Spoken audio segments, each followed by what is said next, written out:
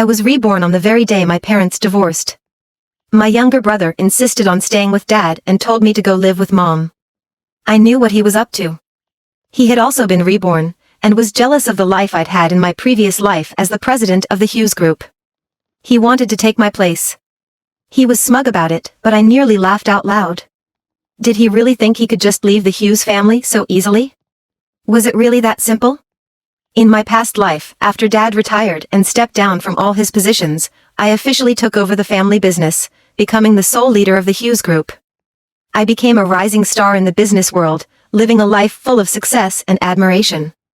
Meanwhile, my brother Johnny Hughes flunked his SATs, refused to find a job, and fell into a cycle of drinking and gambling. He drained Mom's savings with every scheme he could think of, only to lose it all at the casino.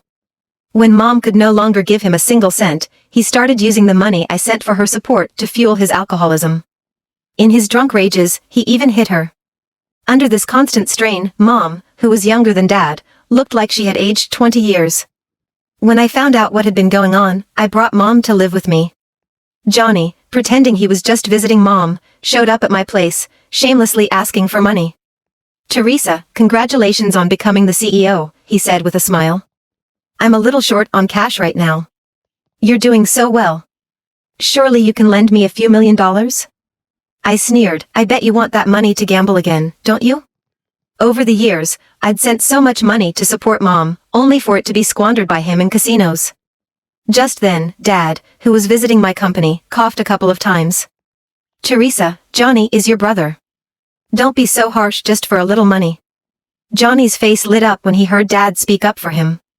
But I kept my face cold, showing no sympathy. "Last time, Dad, you said the same thing. I paid off all his gambling debts and then gave him even more money.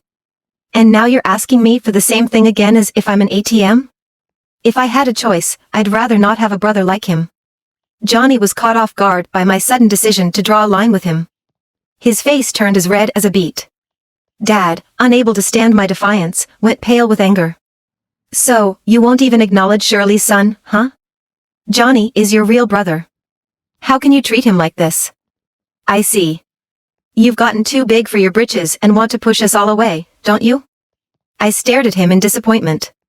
"Dad, I've called you Dad out of respect for how you raised me, but your actions are truly disappointing. To you, I'm not even your daughter in the Hughes family.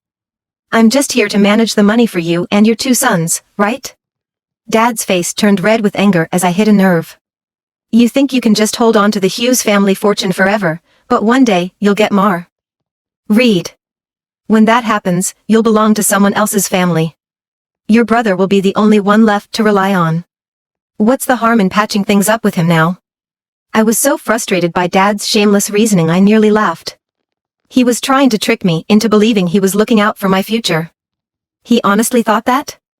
With his spoiled eldest son, Johnny, and his second son, who was on his way to being just as useless, what were they ever going to do for me or the company? Johnny, listening to this, suddenly seemed to have an epiphany.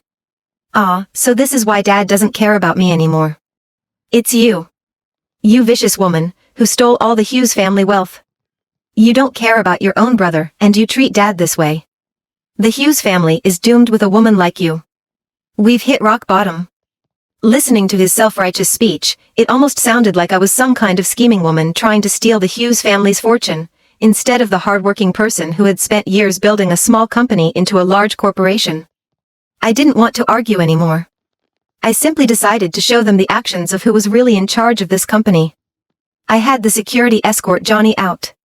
Johnny struggled violently, his eyes bloodshot with rage, staring at me with a look full of hatred and resentment.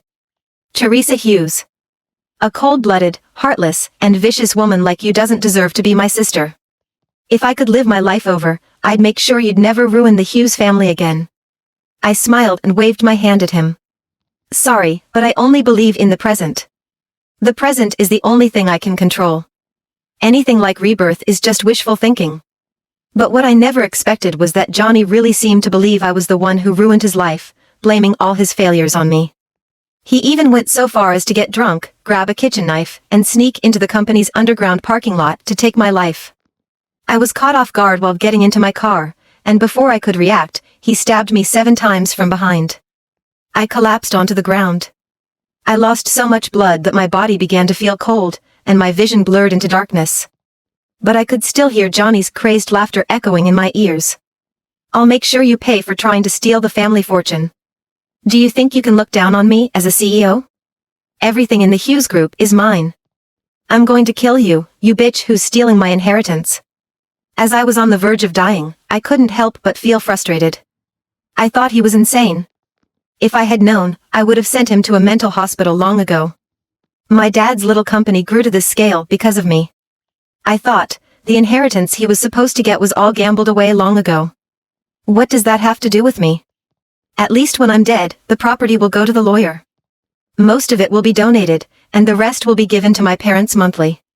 He won't get a penny. With that thought, I sank into complete darkness. I didn't know how long it was before I regained consciousness. When I opened my eyes, I found myself back in the old house where we used to live as a family of 4. My mom was holding a suitcase, looking helpless as Johnny, now throwing a tantrum, refused to go with her. He was crying so hard he could barely catch his breath, desperately grabbing onto my dad's suit. "Dad, I don't want to live with Mom. She doesn't have a job. She's just a housewife. Can you really let me suffer like this?" My mom stared at him, shocked and unable to believe her once beloved son was now speaking so cruelly to her. I watched coldly from the side, feeling a bit amused. It was sickening to see such a young boy with that much malice and calculation in his eyes. It was like forcing a filthy adult into the body of a young person. If I still couldn't tell that Johnny had also been reborn, I would really be blind. I could see my dad's hesitation too. The truth was, he obviously wanted his son to stay with him, to carry on the family line. But he had always played the role of the stern father, and Johnny, who had always been closer to his mother, insisted on staying with her. At first, after the divorce, they lived relatively well with the alimony and property split. But when Johnny failed his SATs and couldn't find a job, he turned to drinking and gambling. All the money they had couldn't fix the mess he'd made. It wasn't until he saw me on the news that he realized our small family business had turned into a huge corporation. Regret hit him hard. That was when he started showing up at my door, shamelessly claiming that the Hughes family's wealth should be shared with him, too. Although my father realized that this son had been spoiled beyond help, he couldn't bear to see him suffer. So, at my father's request, I gave Johnny the inheritance that was rightfully his ahead of time. But a gambler was already in a bottomless pit, and money never stayed with him for long. Soon, he demanded more money from me, but how could I keep footing the bill for his gambling habits? It was probably from that moment on that he began to resent me, and he was willing to go to extreme lengths, even to become a murderer, just to make me pay. Now, as I stand at the crossroads of fate in Johnny's eyes, I finally understand his logic. His thinking was simple. If he had stayed by Dad's side, he would have inherited the entire massive Hughes Group, and I would have had no connection to the family fortune. I would have had to live off the Hughes family's generosity. But I had underestimated the cruelty of human nature. When Dad finally relented and told Mom that both children would stay with him, Johnny threw another tantrum. "I don't want to live with my sister." He pointed at me, his eyes red and swollen, as if looking at an enemy with a blood feud rather than his own sister. "My sister has never liked me. If she stays here, there won't be any place for me in this family. She'll bully me." Dad kept reassuring him that he would always be his most beloved son and that nothing like that would happen. But Johnny didn't believe him. The moment he saw me, he started crying and throwing a fit again. Under Johnny's relentless tantrums, Dad hesitated, clearly torn. It was obvious to anyone who mattered who held more importance in his heart. I sighed deeply, my face gloomy, but inside, I wasn't bothered. In a way, Johnny was right. I really never liked him.